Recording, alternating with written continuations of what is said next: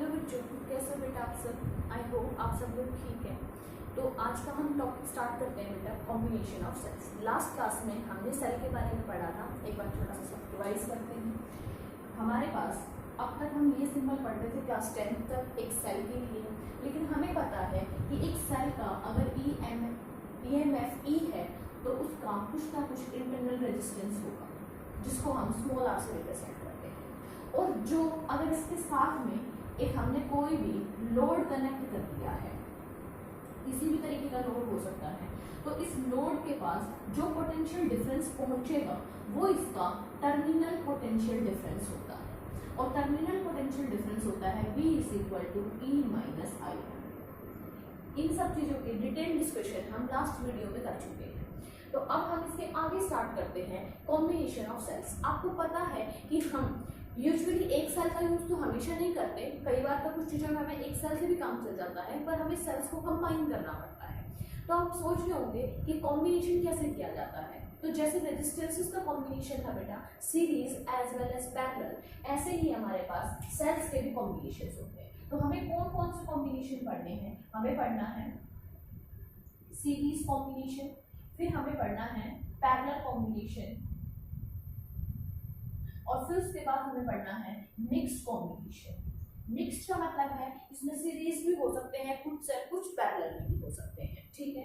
तो सबसे पहले हम ये देखेंगे कि किस तरीके से हम सेल को अरेंज करें कि उनका अरेंजमेंट सीरीज कहलाए, किस तरीके से करें कि वो पैरेलल कहलाए, और किस तरीके से करें कि वो मिक्स कहलाए। और फिर उसके बाद उस सर्किट के अंदर कितना नेट रेजिस्टेंस होगा, कितना नेट करंट फ्लो करेगा, इन सब की हमें डिटेल स्टडी करनी है। तो देखिए, अब हम सबसे पहले चलते हैं, ये हमारे पास एक सिंगल सेल की कहानी है। ये इसका EMF है, ये इंटरनल रेजिस्टेंस है, और यहाँ पे इसका टर्मिनल पोटेंशियल डिफरेंस है V = E - IR। लेकिन आपको ये अच्छे से पता है कि ये फॉर्मूला यूज होता है तब हमारा सेल डिस्चार्ज हो रहा हो। डिस्चार्ज के लिए मैंने आपको एक शॉर्टकट बताया था कि आप ये कह सकते हैं कि ये जो इसका बड़ा डंडा है, मतलब पॉजिटिव टर्मिनल है, ये इसका हाई पोटेंशियल है और ये इसका लो पोटेंशियल है। तो जब हाई पोटेंशियल से करंट बाहर निकलेगा तो वो डिस्चार्जिंग का केस होता है। कौन सा केस होता है? ये डिस्चार्जिंग का। और अगर हमारे ये जो बड़ा डंडा है इसके अंदर करंट जाता हुआ दिखाई दे, वो चार्जिंग की कंडीशन होती है, और वहां पे यहाँ पे प्लस साइन लेना पड़ेगा। फिर हमें क्या इतनी बात क्लियर है? तो देखिए, सबसे पहले हमारा आज का टॉपिक है series combination of cell. Series combination of cell. अब सपोज कीजिए आपके पास एक से ज्यादा नंबर ऑफ सेल्स हैं, आप उनको कनेक्ट करना चाहते हैं। देखिए उनको कैसे कनेक्ट करते हैं। मान लो आपके पास एक सेल है, अब आप सोच रहे होंगे इसका तो इंटरनल रेजिस्टेंस भी बनाना चाहिए, तो मैं इसका इंटरनल रेजिस्टेंस यहाँ शो कर देती हूँ। आप समझ जाइएगा कि इस सेल का EMF है और ये इसका इंटरनल रेजिस्टेंस है। ये फर्स्ट सेल है हमारे पास, तो इसका EMF मैं E1 बोल देती हूँ। ऐसे ही हमारे पास एक और सेल है जिसका इंटरनल रेजिस्टेंस है R2 और इसकी EMF है E2। अब देखिए बेटा, अगर हम एक के नेगेटिव टर्मिनल से दूसरे का पॉजिटिव जोड़ देते हैं, ये देखिए यहाँ पे मैंने इनको ज्वाइन कर दिया, एक के नेगेटिव से दूसरे का पॉजिटिव ज्वाइन कर दिया, इस तरीके के कॉम्बिनेशन को हम सीरीज कॉम्बिनेशन कह सकते हैं। दूसरा तरीका समझने का, देखिए मैं पहला तरीका बता रही हूँ, आपको 3 तरीके बताऊंगी, आपको कहीं ना कोई एक यूज करना है। सबसे पहला तरीका कि अगर एक के पॉजिटिव से एक का नेगेटिव कनेक्ट है तो इसको हम सीरीज कॉम्बिनेशन बोलते हैं। ये सेल कैसे कनेक्ट है? सीरीज में कनेक्ट है। आगे देखिए, देखो बेटा, ये जो सेल है इसके 2 टर्मिनल्स थे। जैसे मान लो ये टर्मिनल है A, ये टर्मिनल है B और ये टर्मिनल है C। अगर आप इन सेल को अलग अलग देखोगे तो यहाँ तक हमारा फर्स्ट सेल है, तो इसका एक टर्मिनल है A और एक टर्मिनल है B। यहाँ पे देखिए ये कौन सा टर्मिनल है? ये हमारे पास दूसरा सेल है जिसका एक टर्मिनल है B और दूसरा टर्मिनल है C। तो इनमें कॉमन टर्मिनल कौन सा है? ये कॉमन टर्मिनल है इनका। मतलब एक सेल के 2 टर्मिनल्स होते हैं। अगर एक सेल का एक टर्मिनल दूसरे सेल से कनेक्ट हो तो उसको हम सीरीज कॉम्बिनेशन कह सकते हैं। मैंने क्या क्या बताया बेटा? मैंने एक बात तो ये बताई कि when positive terminal of one cell is connected with negative of other। ठीक है, एक का पॉजिटिव दूसरे के नेगेटिव से कनेक्ट होता जाए तो उसको हम सीरीज कॉम्बिनेशन बोलते हैं।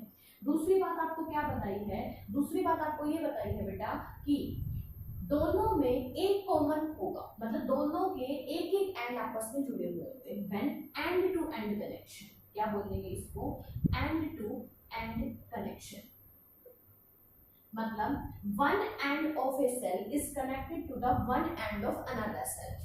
एक सेल है, अब देखो एक सेल है, इसके दो टर्मिनल्स है, ये एक सेल है, इसके दो टर्मिनल्स है। अगर मैं इनको ऐसे कनेक्ट कर दूं, देखिए पहले वाले का ये टर्मिनल और दूसरे का ये टर्मिनल आपस में कनेक्ट हो चुका है, अभी दोनों का कॉमन टर्मिनल कहलाएगा, तो ये भी कॉम्बिनेशन कैसा हुआ, सीरीज कॉम्बिनेशन हुआ। तो इसलिए इसको एंड टू एंड कनेक्शन भी बोल दिया जाता है, एंड टू एंड कनेक्शन। क्या इसके अलावा और भी कोई डेफिनेशन है? बिल्कुल है। देखिए अब सपोज करो बेटा किसी भी रीजन से इस डायरेक्शन में करंट फ्लो हो रहा है, ये आप मत सोचिए कि ओपन सर्किट है। जैसे आपको एक बार पता है कि अगर सर्किट के दोनों टर्मिनल ओपन पड़े हो तो उसमें करंट फ्लो नहीं होता, करंट फ्लो करवाने के लिए हमें सर्किट को क्लोज करना पड़ता है। आप ये समझ लीजिए ये एक सर्किट का टुकड़ा मैंने यहाँ पे बना के दिखाया है। ये सर्किट ऐसे है, यहाँ पे मान लो एक रजिस्टर लगा हुआ है, तो भाई मान लो यहाँ पे करंट फ्लो हो रहा है आई। अब देखिए अब यहाँ से करंट को तो पास चाहिए होता है मूव करने के लिए। जैसे करंट यहाँ पे आएगा, इसको दिखेगा सेल, इसके पास कोई ऑप्शन नहीं है, इसको सेल के अंदर से ट्रैवल करके जाना पड़ेगा। अब देखिए फिर यहाँ पे भी कितना करंट आएगा, आई, क्योंकि बेटा जो शेल है उसका काम जो होता है वो एनर्जी देना होता है। उसका काम ऐसा नहीं होता कि इलेक्ट्रॉन्स को अपने पास रख लेगा या अपने इलेक्ट्रॉन्स को क्रिएट कर देगा। जो हमारा शेल है वो एनर्जी देता है बेटा, ना कि चार्जेस को देता है। तो जितने चार्जेस यहाँ से चलते हुए आ रहे थे उसको इसने एनर्जी दे दी और आगे भेज दिया। इसका मतलब जितना करंट यहाँ उतना ही करंट यहाँ पे होगा, ठीक है, अब उतना ही करंट यहाँ होगा। आप इसको ऐसे भी समझ सकते हैं बेटा कि यहाँ से करंट चलना स्टार्ट हुआ था, यहाँ से चार्जेस चलने स्टार्ट हुए थे। अब ना तो आपके चार्जेस क्रिएट हो सकते हैं ना आपके चार्जेस डिस्ट्रॉय हो सकते हैं। तो यहाँ से जो चार्जेस चलने स्टार्ट करेंगे वो आगे बढ़ते जाएंगे बढ़ते जाएंगे। तो मतलब जितने चार्ज यहाँ से एंटर किए हैं उतने ही चार्ज यहाँ पे पहुंच जाएंगे। तो करंट क्या होगा, पूरी ब्रांच में सेम होगा। और ये सबसे अच्छा तरीका होता है जज करने का, ठीक है। देखिए तो हम कहेंगे if current is same in all cell, अगर सारे सेल्स के अंदर आपका करंट सेम है तो इसका मतलब उनका कॉम्बिनेशन क्या कहलाएगा, सीरीज कॉम्बिनेशन कहलाएगा। तो आपको आइडेंटिफाई करने के तीन तरीके बताए हैं बेटा, या तो एंड टू एंड कनेक्शन को ढूंढना कि दो है, दोनों में से एक एंड में कॉमन हो, दोनों एंड आपस में कनेक्ट नहीं होंगे, एक एंड से एक एंड कनेक्ट होगा, या फिर उनमें करंट सेम हो, या फिर एक का पॉजिटिव दूसरे के नेगेटिव से कनेक्ट हो, ठीक। तो ये तीनों तरीके थे ये जज करने के लिए कैसा कॉम्बिनेशन है, सीरीज कॉम्बिनेशन। अब आपको ये पता है बेटा, जैसे मैं आपको बताऊं कि अगर आपके पास एक रेजिस्टेंस है R1 और दूसरा रेजिस्टेंस है R2, आप देखते ही डायग्राम पहचान रहे हैं कि सीरीज कॉम्बिनेशन है। अब आपको पता है कि मैं दो रेजिस्टेंस क्यों लगाने, दोनों को हटा दो, इसकी वैल्यू है 5, इसकी वैल्यू है 5, आप कहेंगे दोनों को हटाओ और यहाँ पे एक 10 लगाओ। या फिर आप ऐसे पढ़ते हैं कि मैम अगर 5 और 5 सीरीज में लगे हो तो उनका आंसर होता है 10। इसको ध्यान से समझिए बेटा, इसको हम क्या बोलते हैं, ये तो हमारे दो रेजिस्टेंस है जो लगे हुए हैं, इसको हम बोलते हैं इक्विवेलेंट। ये जो इक्विवेलेंट वर्ड है ये हम बहुत बार यूज करते हैं। अब इसका मतलब समझिए, इक्विवेलेंट का मतलब क्या होता है। इक्विवेलेंट मतलब उसके बराबर का काम करेगा। देखिए सर्किट में ये जो रेजिस्टेंस का काम क्या होता है, रेजिस्टेंस का काम होता है हमारे चार्जेस को अपोज करना, उनको रुकावट देना, ठीक है। तो ये 5 ओम का है तो ये अपने वैल्यू के अकॉर्डिंग क्या करेगा, चार्जेस को अपोज करेगा। ये भी अपने वैल्यू के अकॉर्डिंग चार्जेस को अपोज करेगा।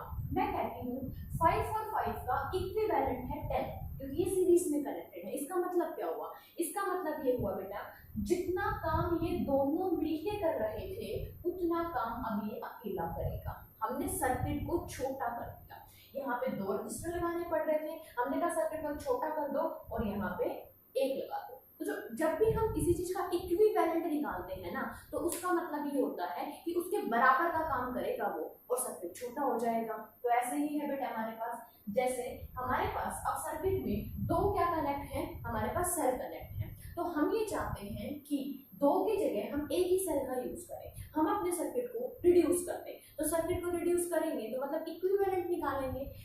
कहने का मतलब है आपके पास दो सेल है E1 और E2, तो आप सोच रहे होंगे कि मैं E1 और E2 दोनों को हटा के एक नया सेल लगा दूं। ठीक है, तो आप एक काम करिए, इनका इक्विवेलेंट तैयार करते हैं। अब आपको दो सेल नहीं लगाने बेटा, जो ये दो टर्मिनल है ना A और C, जो टर्मिनल A है और टर्मिनल C है, अब आप A और C के बीच में केवल एक सेल लगाएंगे। अब सेल एक है तो इसका इंटरनल रेजिस्टेंस भी एक हो गया, तो इसको हम बोलेंगे हमारा इक्विवेलेंट सेल, जो इनके बराबर काम करेगा। तो इसको हम क्या निकालना चाहते हैं कि इक्विवेलेंट ईएमएफ कितनी होगी और इक्विवेलेंट इंटरनल रेजिस्टेंस कितना होगा। तो आई होप आपको इक्विवेलेंट वर्ड का मतलब समझ आया होगा। इक्विवेलेंट का मतलब है कि इनके बराबर का काम करेगा वो। तो देखिए कैसे करते हैं हम इसको। आप फटाफट इसका एक्सप्रेशन निकालते हैं। न्यूमेरिकल पॉइंट ऑफ व्यू से हमारे लिए एक्सप्रेशन इंपॉर्टेंट रहता है। ये देखिए यहाँ पे A और B है, तो क्या यहाँ पे आप पोटेंशियल डिफरेंस निकाल सकते हैं। ठीक है, अब देखिए अब आप कैसे निकालेंगे। अब ये A है, B है और C है, तो आप यहाँ का पोटेंशियल टर्मिनल पोटेंशियल डिफरेंस निकालिए और यहाँ का टर्मिनल पोटेंशियल डिफरेंस निकालिए। तो मैं कह सकती हूँ कि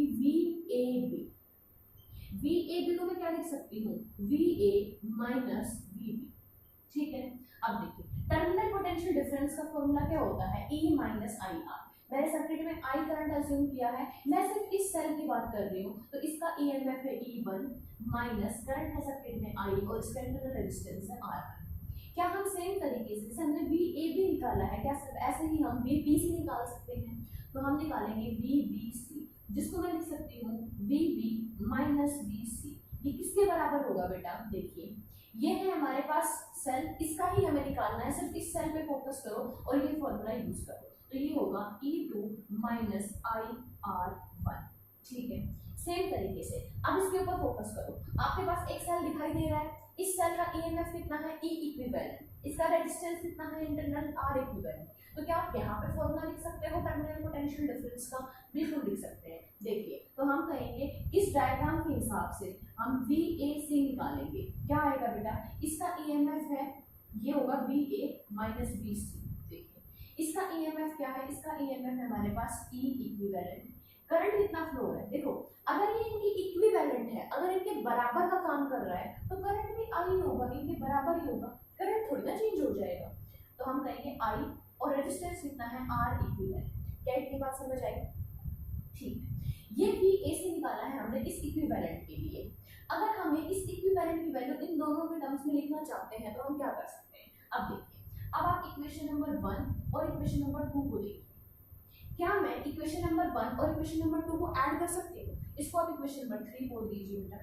तो हम कहेंगे ऐड इक्वेशन 1 एंड 2। तो इक्वेशन 1 और 2 को ऐड करिए, तो देखिए VA माइनस VB और उसके साथ ये चीज ऐड हो रही है, तो ऐड में ये प्लस और ये माइनस कैंसिल, पूरा लिख देते हैं। देखिए VA माइनस VB और इसमें हम ऐड करने जा रहे हैं VB minus VC is equal to E1 minus IR1 और ऐड हो रहा है E2 माइनस IR2। अब देखिए यहाँ से VB से VB cancel, VA minus VC is equal to, देखिए E1 और साथ में मैं E2 को लिख देती हूँ। यहाँ पे देखिए इस वाले टर्म में और इस वाले टर्म में क्या मैं माइनस I कॉमन ले सकती हूँ, तो ये बचेगा R1 plus R2। This is equation number 4। देखिए इक्वेशन नंबर 4 किसके बारे में बता रही है, VA माइनस VC के बारे में बता रही है, और इक्वेशन नंबर 3 भी VA माइनस VC के बारे में बता रही है। तो हम कहेंगे कंपेयर इक्वेशन 3 एंड 4। अगर हम 3 और 4 को कंपेयर करें, दोनों की इक्वेशन VAC के बारे में बता रही है। तो देखिए ये है E इक्विवेलेंट, तो ये पूरा किसके बराबर होगा, E इक्विवेलेंट। देखिए I as it is energy, फिर है R इक्विवेलेंट, तो R इक्विवेलेंट किसके बराबर होगा, R1 प्लस R2। तो कंपेयर करने से पता चला कि E इक्विवेलेंट का फॉर्मूला है हमारे पास E1 प्लस E2, और ऐसे ही R इक्विवेलेंट का फॉर्मूला है R1 प्लस R2। ये दो इंपॉर्टेंट फॉर्मूले हमारे हैं, ठीक है। ध्यान से सुनिए बेटा, अगर दो सेल है हमारे पास, एक का ईएमएफ E1 है, एक का ईएमएफ E2 है, और आप उनको अगर सीरीज में लगाते हैं तो उनके रिजल्टेंट का आंसर आएगा E1 प्लस E2, और आर इक्विवेलेंट का आंसर आएगा R1 प्लस R2। ठीक है, अब हम कुछ इंपॉर्टेंट और चीजें पढ़ लेते हैं जो हमारे क्वेश्चंस में हमारी हेल्प करेगी। अब आप सोचिए, if an identical cells are connected in series। देखिए, आपके पास एक n आइडेंटिकल सेल है, आइडेंटिकल मतलब एक जैसे होंगे बिल्कुल। तो देखिए, ये हमारे पास पहला सेल है हमारा, ठीक है, ये इसका इंटरनल रेजिस्टेंस है, ये दूसरा सेल है, ये इसका इंटरनल रेजिस्टेंस है, ये तीसरा सेल है, ये इसका इंटरनल रेजिस्टेंस है। ऐसे करते करते हमारे पास इन टोटल कितने सेल है बेटा, n सेल्स। आइडेंटिकल है मतलब इसका ईएमएफ E तो इसका भी E, सभी का E होगा, और सभी का इंटरनल रेजिस्टेंस भी सेम होगा। अब देखो, अब आपने क्या कर रखा है, एक के नेगेटिव से एक का पॉजिटिव, एक के नेगेटिव से एक का पॉजिटिव, एक के नेगेटिव से एक का पॉजिटिव। पहली कंडीशन समझ आई। दूसरा तरीका, ये एक सेल है, ये एक सेल है, इनका कॉमन पॉइंट कौन सा है, ये एक सेल है, ये एक सेल है, इनका कॉमन पॉइंट कहाँ है, ये है। तो ऐसे आपने एंड टू एंड कनेक्शन किया हुआ है, एक सेल से दूसरे सेल को कनेक्ट किया हुआ है, ठीक है। अगर मान लो आप इसको एक एक्सटर्नल सर्किट में लगा देते हैं, एक एक्सटर्नल रेजिस्टेंस है R, आप यहाँ पे इसको लगा देते हैं, तो अब इसको करंट कितना फ्लो होगा, ये सब कैलकुलेशन हमें करनी है। दूसरी चीज देखिए, मान लो यहाँ से करंट ऐसे फ्लो होना स्टार्ट हुआ, सेम करंट यहाँ आएगा, वही करंट R रजिस्टर पे फ्लो होगा, और क्योंकि हमारे सर्किट में पाथ ही एक है, कितने क्रॉस पाथ है, एक ही क्रॉस पाथ, ये देखो ये, तो यही सेम करंट सभी के अंदर से होता हुआ निकलेगा। तो यहाँ से आपको तीनों कंडीशन समझ आ गई जैसे हमने एक्सप्लेन किया था। आपको तीनों लगा के देखने की जरूरत नहीं है बेटा, आप किसी भी एक से देख सकते हैं। करंट सेम है, करंट सेम है, तो इसका मतलब ये सीरीज कॉम्बिनेशन है। अब देखिए फॉर्मूला क्या होता है। अब ये सर्किट में इतने सारे सेल दिखाई दे रहे हैं, क्यों बनाऊं मैं इतना सारा सेल, तो इसको हम छोटा करके एक नया सर्किट बनाना चाहते हैं। कैसे, हम इतने सारे सेल नहीं लगाना चाहते, हम केवल एक सेल लगाना चाहते हैं, और फिर एक ही उसका इंटरनल रेजिस्टेंस होगा, और ये तो एक्सटर्नल रेजिस्टर हमारा लगा ही रखा है, कोई प्रॉब्लम नहीं आएगी इसमें, ये R है। तो देखिए, अब आपको पता है E इक्विवेलेंट का फॉर्मूला होता है E1 प्लस E2, मतलब ऐड करते जाइए। तो यहाँ पे E इक्विवेलेंट क्या होगा, ये होगा E plus E plus E, क्योंकि सारे E हैं, तो ऐसे करते करते n सेल्स, तो n सेल है, देखिए दो होते तो E प्लस E 2E, तो n सेल्स हैं, तो कितना हो जाएगा n। तो ये आपको डायरेक्ट याद रखना है कि अगर हमारे पास सीरीज कॉम्बिनेशन का क्वेश्चन है और उसमें आइडेंटिकल सेल लगे हुए हैं, तो हमारे इक्विवेलेंट का आंसर E इंटू E आएगा। तो यहाँ पे sorry n into E, n है नंबर ऑफ सेल्स, और E क्या है, E है EMF of one cell. R equivalent की बात करते हैं, तो R इक्विवेलेंट देखिए, इसमें भी रेजिस्टेंस ऐड हो जाएंगे, तो मतलब फर्स्ट का रेजिस्टेंस R, दूसरे का भी R, उससे नेक्स्ट का भी R, और ऐसे करते करते कितने हैं ये n नंबर्स में, n टाइम्स हो रहा है ये ऐसे, ठीक है। तो हम कहेंगे ये हो जाएगा n इंटू R। तो ये n इंटू R क्या हो गया हमारा, इक्विवेलेंट इंटरनल रेजिस्टेंस, ठीक है। अब देखिए, अब यहाँ पे अगर आप इसको यहाँ नहीं तो साइड में बना सकते हैं, कोई प्रॉब्लम नहीं है, क्योंकि आपको समझने में अब शायद थोड़ी अजीब लगे, इसलिए मैं क्या कर रही हूँ, जैसे हम नॉर्मली बनाते हैं मैं वैसे बना रही हूँ। जैसे हम यहाँ बना के दिखाते हैं ना कि ये सेल है और इसका इंटरनल रेजिस्टेंस है, तो देखिए ये सेल है, ये इसका इंटरनल रेजिस्टेंस है n का। अब आपके पास एक छोटा सा सर्किट है, क्या इस छोटे से सर्किट में आप करंट निकाल सकते हैं, कोई प्रॉब्लम नहीं होगी मेरे अकॉर्डिंग निकालने में। देखिए हम कहेंगे हम करंट निकालना चाहते हैं, तो करंट होता है EMF अपॉन नेट रेजिस्टेंस। अब इस इंटरनल रेजिस्टेंस को काउंट कर लो, फिर आपको क्या यूज करना है, आपको EMF यूज करना है। तो हम कहेंगे EMF कितना है NB अपॉन नेट रेजिस्टेंस। देखिए क्या आपको ये दोनों सीरीज में दिखाई दे रहे हैं, अगर आपको ये सीरीज में दिखाई दे रहे हैं तो आप लिख सकते हैं NR प्लस कैपिटल R। तो आपको ये चीजें अच्छे से पता होनी चाहिए। मेन आपके लिए जो फॉर्मूला है वो ये कौन सा, कि अगर हमारे पास n आइडेंटिकल सेल लगे हुए हैं तो हमें E को बस n से मल्टीप्लाई करना है, R को भी n से मल्टीप्लाई करना है। तो यहाँ तक सबसे पहले आप नोट कीजिए। देखिए बेटा, आपके लिए एक क्वेश्चन है, इस क्वेश्चन को सॉल्व कीजिए। अब कोई प्रोग्राम हम इतना इजी क्वेश्चन, क्योंकि इसी क्वेश्चन से अब हम आगे प्रोसीड करेंगे। यहाँ पे आपको 3 सेल दिखाई दे रहे हैं। सबसे पहले आपको आइडेंटिफाई करना है क्या ये सीरीज कॉम्बिनेशन है भी या नहीं। तो आप सोचेंगे कि मैम मान लो अगर यहाँ से करंट फ्लो करना स्टार्ट करें तो करंट के पास फ्लो करने के लिए केवल एक ही पाथ है, तो करंट जो है वो सेम फ्लो होगा सभी सेल के अंदर से। तो मतलब ये सीरीज कॉम्बिनेशन है, current same series combination, current same series combination, तो करंट का रहेगा सेम। ठीक है, तो मैं आपसे करंट की वैल्यू पूछना चाहती हूँ कि कितना करंट होगा। तो देखिए, आप कहेंगे कि इतने बड़े सर्किट को सॉल्व करने से बेटर है हम क्या करें, इसको छोटा करते हैं। तो हमें पता है सभी को ऐड करना होता है, तो 1 1 1, तो ये हो गया 3। फिर इंटरनल रेजिस्टेंस को भी ऐड करना होता है, 1 1 1, ये हो गया 3। और ऐसे करके आपने इस डायग्राम में बिल्कुल छोटा सा एक कॉन्सेप्ट छोड़ दिया कि ये तीनों अब तीन किसमें है, सीरीज में, और 3 + 3 हो जाएगा 6। तो आपको पता है कि I = पोटेंशियल कितना है 3 का और रेजिस्टेंस है 6, तो मतलब हाफ करंट फ्लो करेगा, और यही हाफ करंट सभी में से सेम फ्लो। इस क्वेश्चन में कोई परेशानी नहीं थी बेटा, लेकिन आपके सामने एक इसी क्वेश्चन में थोड़ा सा मॉडिफिकेशन है, लेकिन क्वेश्चन सेम है, थोड़ा सा मॉडिफिकेशन है। आपको पता है ना ये कैसा है, ये सीरीज कॉम्बिनेशन है। ये देखिए, ये है आपका मॉडिफिकेशन, यहाँ पे ऐसे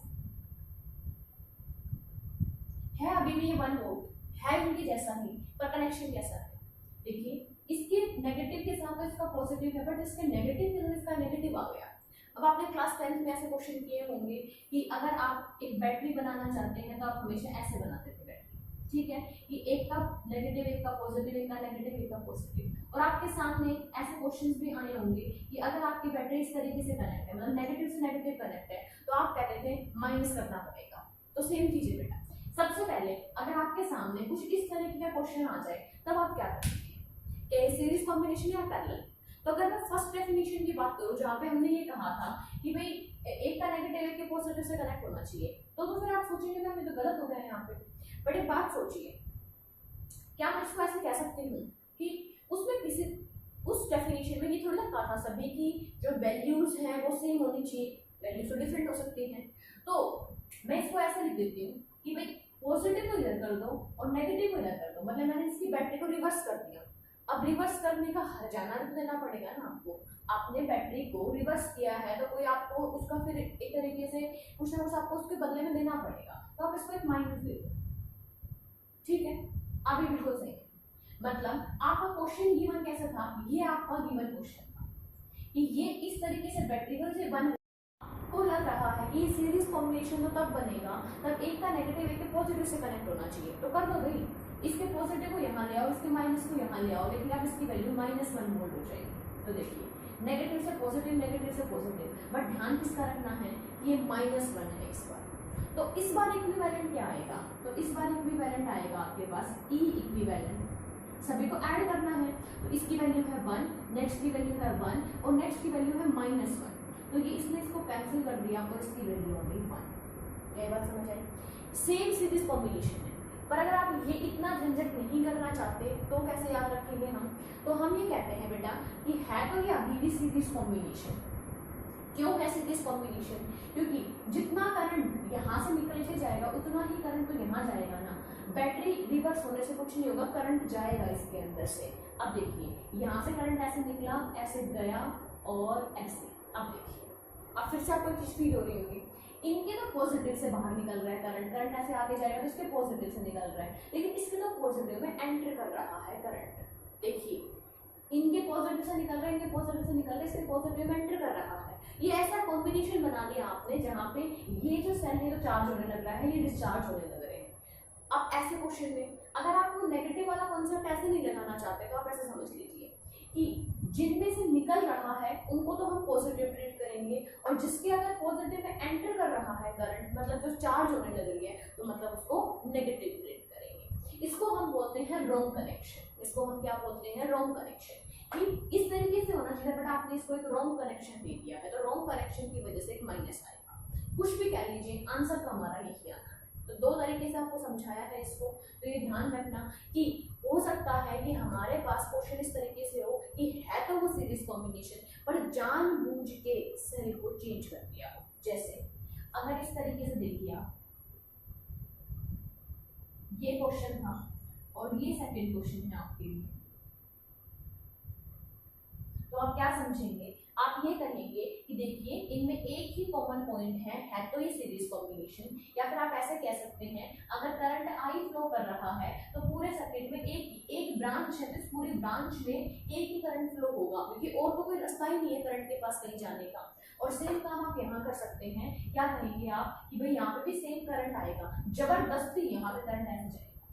अब देखिए, अब एक बात और सोचिए, इस बैटरी का तो कोई प्रॉब्लम नहीं है। यूजुअली बैटरी का हम क्या करते हैं, हम अपने व्यूज में बैटरी लेते हैं, तो उसके पॉजिटिव से करंट निकलना चाहिए, लेकिन इसके तो पॉजिटिव में क्या कर रहा है, एंटर कर रहा है करंट। लेकिन अब बात सोचिए, अगर ये बैटरी अपनी मर्जी से चलाना चाहे, अब आप सोच रहे होंगे कि मैम इसको माइनस में है, इसको माइनस में। अब ध्यान से सुनिए मेरी बात, यही क्वेश्चन है, इसी क्वेश्चन को हम दो बार लिखेंगे। ये है 5 वोल्ट की बैटरी और ये है 10 वोल्ट की बैटरी, इसका कॉम्बिनेशन लिखना है आपको, इसका भी कॉम्बिनेशन लिखना है। ये है 5 वोल्ट की बैटरी, ये है 10 वोल्ट की बैटरी, और एक डायग्राम और है, इस बार हम करते हैं इस तरीके से। ये है 10 वोल्ट की बैटरी और ये है 5 वोल्ट की बैटरी, इनका इक्विवेलेंट लिखेंगे। देखिए यहाँ पे जो गलतियां होती है ध्यान से सुनिएगा। इतना तो हमें पता है कि तीनों के तीनों सीरीज कॉम्बिनेशन है, मतलब ऐड तो हमें करना है। हाँ, अगर कोई कनेक्शन गलत हुआ तो माइनस भी करना पड़ सकता है। यहाँ पे देखिए, कनेक्शन चेक कीजिए। कनेक्शन कैसे चेक करेंगे, उसका एक आसान तरीका है, आप ना उन बैटरी को उनकी मर्जी देने करने दो। बैटरी की मर्जी क्या है, बैटरी की मर्जी है कि पॉजिटिव से करंट बाहर निकले, पॉजिटिव से करंट बाहर निकले। तो देखिए ये बैटरी चाहेगी यहाँ से करंट निकले, ये बैटरी चाहेगी यहाँ से करंट निकले, कोई प्रॉब्लम नहीं है। दोनों क्या कर रही है, एक दूसरे को सपोर्ट कर रही है, दोनों क्या कर रही है, एक दूसरे को सपोर्ट। या फिर आप ऐसे भी कह सकते हैं कि एक का माइनस एक का प्लस, जब भी बेटा एक का माइनस एक का प्लस होगा तो एक दूसरे को सपोर्ट करेंगी। देखिए यहाँ पे ये इस साइड करंट फ्लो करना चाहती है, ये भी इसी साइड करना चाहती है, दोनों सेम तरीके का काम करना चाहती है। अगर सेम काम करना है तो दोनों को मिला दो आपस में और सेम तरीके का काम करने दो। तो आप कहेंगे कि भाई मिला दिया लो और सेम तरीके के काम करने दिया। मान लीजिए वैल्यू 1 और 1 है, ठीक है, तो सिंपल ऐड होकर 2 हो जाएगी। ठीक है, अब ध्यान से सुनिए, सिंगल बैटरी कौन सी साइड, अगर मैं यहाँ खड़ी हो जाऊँ तो सिंगल बैटरी कौन सी साइड करंट फ्लो करना चाहती थी, मेरे लेफ्ट साइड में। ये भी कहाँ करना है, मेरे लेफ्ट साइड में। तो इसका मतलब इनका इक्विवेलेंट भी कहाँ करना चाहेगा, मेरे लेफ्ट साइड में।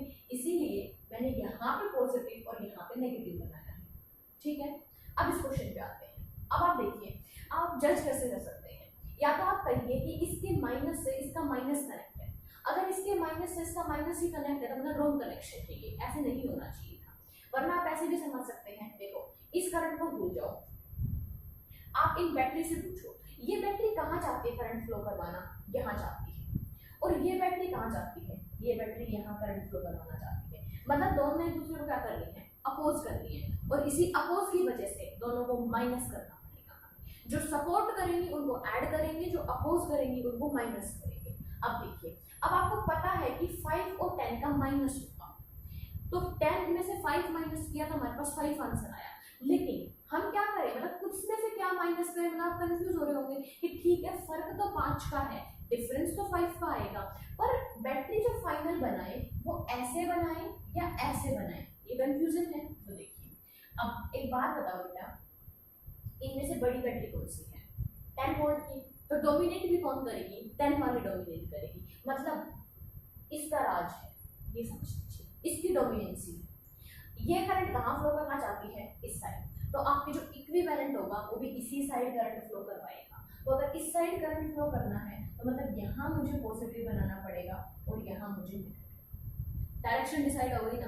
अब आप सिंपल इनका डिफरेंस सोचो कितना है, 5, तो यहाँ पे आप लिखोगे 5। ठीक है, रेजिस्टेंस थोड़ी ना माइनस होते हैं बेटा, रेजिस्टेंस का तो रोल अपोज करना है, यहाँ पे भी अपोज कर रहा था, यहाँ पे भी अपोज कर रहा है, तो रेजिस्टेंस ऐड होंगे, ध्यान रखना रेजिस्टेंस क्या होंगे बेटा, ऐड। अब ये देखो सेम क्वेश्चन है, इसमें भी रॉन्ग कनेक्शन है क्योंकि पॉजिटिव से पॉजिटिव कनेक्ट है। अब फिर से वही सवाल, बैटरी बनेगी कैसी, इसकी जैसी बनेगी या बैटरी इसकी जैसी बनेगी। ध्यान से देखिए, ये करंट कहाँ फ्लो करना चाहती है, इस साइड, ये करंट कहाँ फ्लो करना चाहती है, इस साइड। बड़ी कौन है, बड़ी है 10। आप सोच रहे होंगे कि क्या मैम अपोजिट करंट फ्लो करेगा? नहीं बेटा, एक्चुअली में जब एक बैटरी बना देंगे ना तो वो जो बड़ी है उसके अकॉर्डिंग करंट फ्लो होगा, इसका कोई रोल नहीं होगा। इसके करंट ये चाह रही है इस साइड करंट फ्लो करवाना, बट एक्चुअली में जो करंट है वो एक ही होगा, क्योंकि ये सीरीज कॉम्बिनेशन है, ये हम समझने के लिए कर रहे हैं। तो देखिए ये करंट को इस साइड फ्लो करवाना चाहती है, ये करंट को उस साइड फ्लो करवाना चाहती है। बड़ी कौन है? 10 वोल्ट, तो जीतेगी भी कौन? 10 वोल्ट, ऑब्वियसली बात है।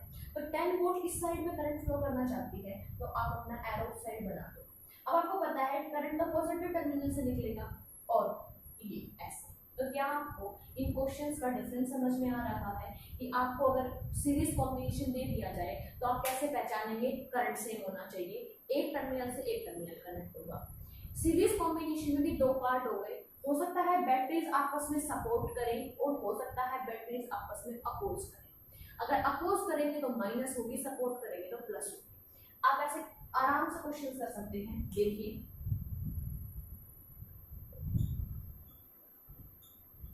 यहाँ पे हमने सेम दिया था, हम यहाँ पे डिफरेंट भी ले सकते हैं। तो आप क्या करेंगे? 5 देखिए ये इधर करंट फ्लो करना चाहती है, इधर करना चाहती है, इधर करना चाहती है, मतलब सपोर्ट कर रहे हैं एक दूसरे को, तो ऐड कर दो फटाफट, ठीक है। यहाँ पे अगर ऐसा हो जाए तो हम कहेंगे ये तो अच्छा सेम है, सॉरी देखिए ये दोनों इस साइड मूव करना चाहती हैं, ये दोनों इस साइड करना, ये इस साइड करना चाहती है। क्यों करें? जो एक साथ है उनको ऐड कर दो, पहले ही ऐड कर दो। तो 5 और 5 को ऐड करके 10 बना दिया, मतलब इस पूरे का आंसर क्या है? 10। 10 इस साइड करंट फ्लो करना चाहता है, इस साइड। ये क्या है? 7। 7 कहाँ करना चाहती है? इस साइड। तो बड़ा कौन है? 10। तो फाइनल आंसर किस साइड आएगा? इस साइड आएगा, ठीक है। ये थी 10 और ये है 7, तो मतलब अपोज है तो डिफरेंस आएगा, तो मतलब 3 आएगा। तो इस तरीके से आपको अपने न्यूमेरिकल्स के लिए क्वेश्चन करने आने चाहिए, ठीक है बेटा। अब देखिए, अब मैं आपके पास एक क्वेश्चन ड्रॉ कर रही हूँ और उस क्वेश्चन में आपको आइडेंटिफाई करना है कि वो सीरीज है या पैरेलल है। ये रहा बेटा आपके लिए क्वेश्चन। बट आप सोचेंगे कि मैम अभी तो हमने पैरेलल कॉम्बिनेशन पढ़ा ही नहीं है, तो हम कैसे आइडेंटिफाई करेंगे कि ये सीरीज है या पैरेलल है? तो इसके लिए क्वेश्चन को भी वही रहने दो, हम पहले पैरेलल कॉम्बिनेशन पढ़ेंगे और फिर आप आइडेंटिफाई करके बताना कि सीरीज कॉम्बिनेशन है या ये पैरेलल कॉम्बिनेशन है। इस क्वेश्चन में बहुत से बच्चों को कंफ्यूजन रहती है कि सीरीज है या पैरेलल है। देखते हैं आपका आंसर सही आता है या गलत। तो देखिए पैरेलल कॉम्बिनेशन, अब पैरेलल कॉम्बिनेशन में क्या होता है बेटा, इस तरीके से होगा हमारे पास कि ये एक सेल है, ये इसका इंटरनल रेजिस्टेंस है, ये एक दूसरा सेल है और ये इसका इंटरनल रेजिस्टेंस है। अब हम क्या करेंगे? देखो, अब इसके पॉजिटिव से और इसका पॉजिटिव कनेक्ट कर देंगे, ये कनेक्ट कर दिया। अब आप सोच रहे होंगे कि मैम ऐसा तो कोई जरूरी नहीं है ना, आपने अभी तो किया ना क्वेश्चन कि भाई पॉजिटिव से नेगेटिव और पॉजिटिव से नेगेटिव, अगर हाँ अपोजिट कनेक्ट करता तो हम मान लेते हैं ये सीरीज कॉम्बिनेशन है। पर अभी अभी तो क्वेश्चन हमने ऐसे किए हैं कि सीरीज में ऐसा भी हो सकता है, ऐसा होगा तो हमें माइनस करना पड़ेगा। बट यहाँ पे कहानी रुकी थोड़ी ना है, यहाँ पे तो क्या था बेटा कि देखो एक ही नेगेटिव से दूसरा नेगेटिव है, एक ही पॉजिटिव से दूसरा पॉजिटिव, यहाँ पे केवल एक कनेक्शन था। देखिए दूसरा एंड खाली पड़ा हुआ था और यहाँ पे हम क्या करेंगे? इसको भी कनेक्ट कर देंगे। कहने का मतलब क्या है कि पॉजिटिव से पॉजिटिव कनेक्ट कर दिया और नेगेटिव से नेगेटिव को कनेक्ट कर दिया।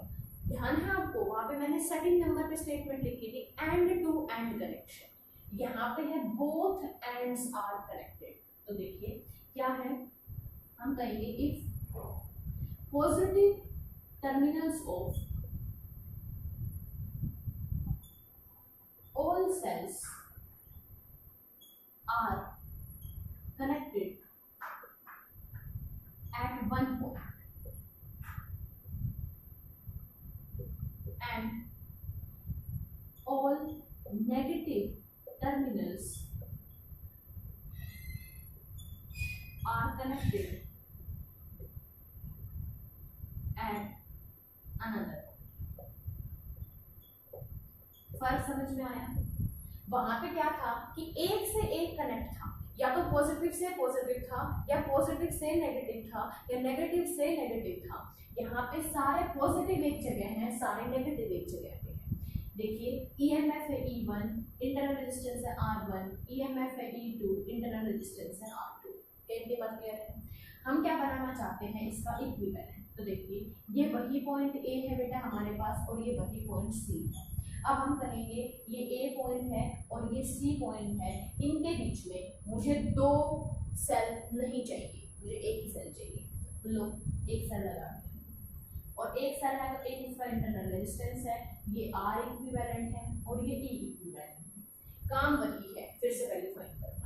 अच्छा जैसे इसका एक नाम है कि इसका कोई और नाम भी है, बिल्कुल है। हम इसको इससे भी कहते हैं when both end are connected, when both ends are connected, इसको भी हम कहते हैं ये पैरेलल कॉम्बिनेशन है। क्या और तरीका है? बिल्कुल। If V across cells remains same, अगर सभी सेल की जो पोटेंशियल डिफरेंस है वो सेम हो, जैसे यहाँ पे अगर पोटेंशियल डिफरेंस V है ना तो इसकी पोटेंशियल डिफरेंस भी क्या होगी, V होगी। इसके टर्मिनल पोटेंशियल डिफरेंस, किसकी बात कर रही हूँ मैं, टर्मिनल पोटेंशियल डिफरेंस। चाहे आप टर्मिनल पोटेंशियल डिफरेंस फर्स्ट के लिए निकालो चाहे सेकंड के लिए, आंसर सेम आएगा। दूसरी चीज देखिए, मान लो बेटा यहाँ से करंट फ्लो हो रहा है I1, यहाँ से करंट फ्लो हो रहा है I2 और दोनों मिल के कितना करंट बना देंगे I। ये तो इक्विवेलेंट है, इसमें टोटल करंट आएगा तो यहाँ से कितना करंट निकलेगा। अब देखिए बेटा बिल्कुल आसान है, छोटे छोटे स्टेप्स हैं, बस हमें उनको फॉलो करना है और अपने आंसर पे पहुंचना है। तो देखिए हम क्या कहेंगे, हम ये कहेंगे पहले हम पोटेंशियल डिफरेंस लिखना चाहते हैं फर्स्ट सेल की, तो हम कहेंगे पोटेंशियल डिफरेंस, ये क्या है, ये है terminal potential difference across E1, या फिर आप कह सकते हैं first cell across first cell. देखिए हम इसको B से रिप्रेजेंट करते हैं और फॉर्मूला क्या होता है हमारे पास, E माइनस आई आर, लेकिन फर्स्ट है तो फर्स्ट का EMF है E1, I है ये और R है। कैसे बात समझ आई? क्या मैं इस एक्सप्रेशन को थोड़ा इधर उधर रोटेट करके मॉडिफाई करके क्या मैं I1 की वैल्यू निकाल सकती हूँ? देखिए यहाँ पे रहेगा B, ठीक है। अच्छा अब एक सेकेंड काम करते हैं, इसको इस साइड ले आते हैं, इसको इस साइड, तो हम कहेंगे इसको मैं लिख सकती हूँ I1 R1 is equal to E1 minus V, E1 minus V। यहाँ से I1 की वैल्यू आएगी E1 minus V divide by R। इतना क्लियर हुआ? ठीक है।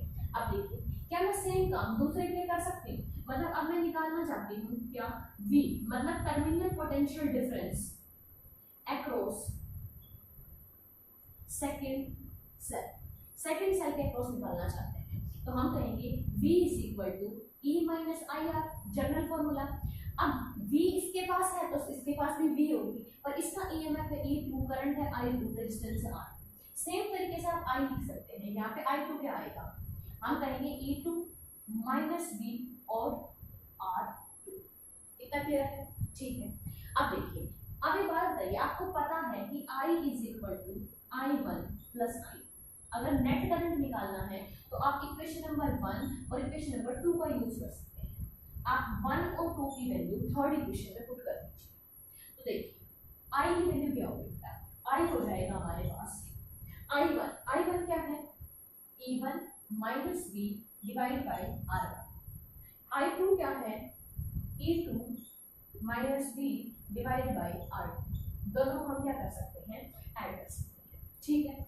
अब इसके आगे हम क्या सॉल्व करना चाहते हैं, अब आप इसको थोड़ा सा इस तरीके से मॉडिफाई कीजिए कि वापस से इसको V is equal to E minus I R की फॉर्म में लेके आना चाहिए।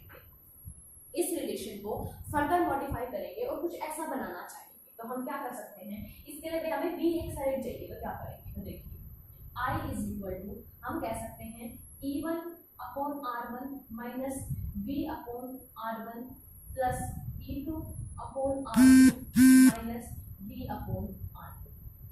अब V और V को एक साथ ले लीजिए और V को कॉमन निकाल लीजिए, तो हम कहेंगे I is equal to E1 R1, ठीक है, E2 R2, यहाँ तक भी ठीक है, माइनस V आपने कॉमन ले लिया और ये बच गया I R1 और सॉरी 1 अपॉन R1 और 1 अपॉन R2। अब आपको V एक जगह करना है तो V को उस साइड ले जाओ और I को इस साइड ले आओ, तो हम V को यहाँ लेके जाएंगे तो V 1 upon R1 plus 1 upon R2 is equal to, यहाँ पे क्या रहेगा E1R1 प्लस E2 R2, ये इस साइड आएगा और I इस साइड जाएगा तो माइनस हो जाएगा।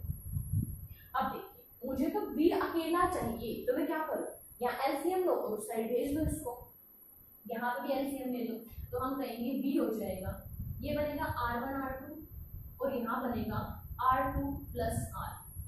सेम देखिए यहाँ पे एलसीएम आएगा बेटा R1 मल्टीप्लाई बाई R2, यहाँ पे R1 है कि R2 इसके साथ मल्टीप्लाई हो जाएगा और ये E2 के साथ R1 मल्टीप्लाई हो जाएगा।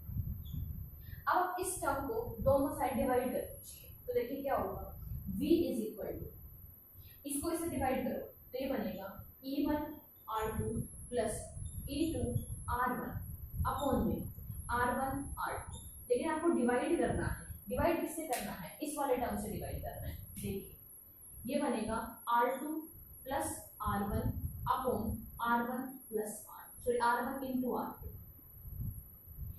माइनस I, और आप इसको क्या करेंगे, डिवाइड करेंगे। अगर आप इसको डिवाइड करते हैं तो ये बनेगा R1 प्लस R2 और अपॉन में R1 इंटू R2। क्लियर हुआ इतना? ठीक है, बस 2-3 स्टेप्स फिर हमारा डेरिवेशन खत्म हो जाएगा। यहाँ से देख रहे होंगे बेटा आप कि ये टर्म इस टर्म से कैंसिल हो गई, तो देखिए V का फॉर्मूला क्या बना हमारे पास, V का फॉर्मूला बना हमारे पास E1R1 तो E1R2 plus E2R1 upon R1 plus R2 minus I। अब देखिए ये बन गया हमारे पास R1 R2 upon R1 plus R2। ठीक है, ये देखिए हमने किया क्या है, बेसिकली हमने ये जो कॉम्बिनेशन दिखाई दे रहा है इसके लिए टर्मिनल पोटेंशियल डिफरेंस की इक्वेशन लिखी, इसके लिए टर्मिनल पोटेंशियल डिफरेंस की इक्वेशन लिखी, उन दोनों को आपस में ऐड किया, उस सॉरी I1 I2 की वैल्यू निकाली, I1 I2 को एक फॉर्मूले में पुट किया, I is equal to I1 plus I2, और फिर हमने इसको पूरा सॉल्व किया और हम यहाँ तक पहुँच चुके। ठीक है, अब देखिए अगर मैं इस इक्विवेलेंट के लिए इक्वेशन लिखना चाहूँ, अब इसकी इक्वेशन में यहाँ लिख के दिखा दूंगी। देखो बेटा ये दो टर्मिनल के बीच में है, जितना पोटेंशियल यहाँ उतना पोटेंशियल यहाँ उतना ही पोटेंशियल यहाँ पे होगा, क्योंकि पैरेलल में पोटेंशियल डिफरेंस तो सेम होता है। तो हम कहेंगे V इज इक्वल टू, यहाँ पे क्या है, E equivalent minus I R equivalent. हम इक्वेशन नंबर 1 2 3 तक नाम दे चुके हैं, ये हो जाएगी हमारी इक्वेशन नंबर 4 और ये हो जाएगी हमारी इक्वेशन नंबर 5। अब देखो ये भी V के लिए है और ये भी V के लिए है, तो जरा 4 और 5 को कंपेयर कीजिए, तो हम कहेंगे ऑन कंपेयरिंग इक्वेशन 4 एंड 5। तो देखिए 4 और 5 को कंपेयर करेंगे तो E इक्विवेलेंट ये आ जाएगा, E equivalent is equal to E1R2 plus E2 R1 divide by R1 plus R2। Next देखिए बेटा I और I का कोफिशिएंट यहाँ पे है R इक्विवेलेंट और यहाँ पे R का कोफिशिएंट है R1 R2 upon R1 plus R। अब ध्यान से सुनिए एक चीज, ऐसा कभी आंसर आपने देखा है? आई थिंक आपने बिल्कुल देखा है। कहाँ? जब हम दो रेजिस्टेंस को पैरेलल में कनेक्ट करते हैं तो आपको पता है उसका आंसर तो मैम ये होता है 1/R इक्विवेलेंट पैरेलल का 1/R1 प्लस 1/R2। लेकिन बेटा इसको सॉल्व करोगे तो एक दो आंसर आएगा, तो आप क्या समझे, आप ये समझे कि दो सेल को जब हम पैरेलल में कनेक्ट करते हैं तो उनके जो रेजिस्टेंसेस हैं वो पैरेलल की तरह ऐड हो जाते हैं। लेकिन मैम सीरीज में तो कितना अच्छा था ना, सबको ऐड करना था, रेजिस्टेंस को भी और सबके ईएमएफ को भी ऐड करना था। यहाँ पे तो बहुत गंदा सा एक्सप्रेशन है ईएमएफ का। अब एक काम करते हैं छोटा सा, आप ना इन दोनों को आपस में डिवाइड करो, छोटा एक्सप्रेशन आ जाएगा, इसलिए करवा दिया। देखिए आप एक काम करो, E इक्विवेलेंट को और R इक्विवेलेंट को डिवाइड करो। ये रहा आपका E इक्विवेलेंट, ये रहा R। जब डिवाइड करोगे तो ये प्लस वाले टर्म और ये प्लस वाले टर्म कैंसिल हो जाएंगे, तो क्या बचा आपके पास, बचा E1R2 plus E2R1 divide by ये टर्म R1 और R2, दोनों के अपॉन में लिख सकते हो। देखो ये R1 R2 यहाँ पे भी जाएगी और यहाँ पे भी, यहाँ पे तो R2 कैंसिल होगा और यहाँ पे R1 कैंसिल होगा, करके देखिए तो आपका आंसर आ जाएगा E1/R1 प्लस E2/R2। तो आप दोनों में से कोई भी फॉर्मूला याद रख सकते हैं बेटा। क्या? या तो आप इस तरीके से याद रखिए कि E equivalent upon R equivalent बराबर होता है E1 upon R1 plus E2 upon R2, या फिर आप ये वाला फॉर्मूला याद रखिए कि 1 की मल्टीप्लाई सेकंड का इंटरनल रेजिस्टेंस, सेकंड की ईएमएफ की मल्टीप्लाई फर्स्ट का इंटरनल रेजिस्टेंस और डिवाइड बाय दोनों इंटरनल रेजिस्टेंस का सम। ठीक है, तो यहाँ से हमें क्या मिला, जो फॉर्मूले मिले हमें वो ये है हमारे पास। यहाँ से ये सारे फॉर्मूले आपको क्वेश्चंस में यूज होंगे। ठीक है, तो सबसे पहले आप यहाँ तक नोट करेंगे और फिर आप इस क्वेश्चन को आइडेंटिफाई करेंगे। ठीक है, तो सबसे पहले आप यहाँ तक नोट कीजिए, जैसे तो हमें इसके बारे में भी और 2-4 चीजें पढ़नी है। ठीक है, देखो बेटा, ये थ्योरी थी, इस थ्योरी को मैं हटा देती हूँ फिलहाल के लिए, और हमें क्या चीजें पढ़नी है, और आपके लिए कुछ आसान चीजें हैं, क्योंकि पैरेलल कॉम्बिनेशन में क्वेश्चन एज सच नहीं आते कि आपको इतनी कैलकुलेशन करनी पड़े। जैसे आपने शॉर्टकट फॉर्मूला याद किया है कि अगर n number of identical cells are connected in series, अगर ऐसे ही n number of identical cell are connected in parallel, तो उसका आंसर क्या होगा। तो देखिए, अब हम कहते हैं कि if n identical cells are connected parallel। ठीक है, तो डायग्राम कैसा बनेगा, हम कहेंगे कि ये फर्स्ट, ये सेकंड, इस तरीके से कितने हैं n नंबर, कितने नंबर हैं n, और इन सभी को एक साथ कनेक्ट कर देते हैं। यहाँ पे देखिए, पॉजिटिव से पॉजिटिव, नेगेटिव से सारे नेगेटिव कनेक्ट हो रहे हैं। ठीक है, यहाँ पे आप ऐसे समझ लीजिए ये सभी से करंट फ्लो कर रहा है। इसके लिए आपको शॉर्टकट फॉर्मूला बताना चाहिए जब n आइडेंटिकल सेल लगे। तो देखिए, आपको R इक्विवेलेंट का फॉर्मूला याद है ना बेटा, किसका, पैरेलल कॉम्बिनेशन में जब हमारे पास सभी R R R हो तो आपको पता है कि E R इक्विवेलेंट आएगा, कितने कनेक्ट है n नंबर, कितने कनेक्ट है n नंबर, सभी की वैल्यू कितनी है R, तो कितनी वैल्यू वाले हैं R वैल्यू की, और कितने हैं n, तो ये किसका फॉर्मूला आ गया हमारे पास, ये आ गया हमारे पास R इक्विवेलेंट का R अपॉन n।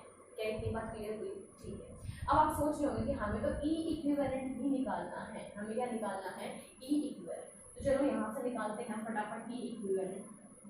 देखिए, पहला सेल, अब आप सोच रहे होंगे कि मैम यहाँ पे तो 2 थे, तो हमें पता है कि फर्स्ट की मल्टीप्लाई सेकंड से, सेकंड की मल्टीप्लाई फर्स्ट से, तो हम क्या करें, तो आप इसको रहने दें, आप ये फॉर्मूला यूज करो, क्योंकि यहाँ पे देखो क्या है, यहाँ पे है E1 R1 E2 R2, तो ऐसे n तक होगा तो En Rn, तो आप इस फॉर्मूले को यूज कीजिए, ये वाला फॉर्मूला।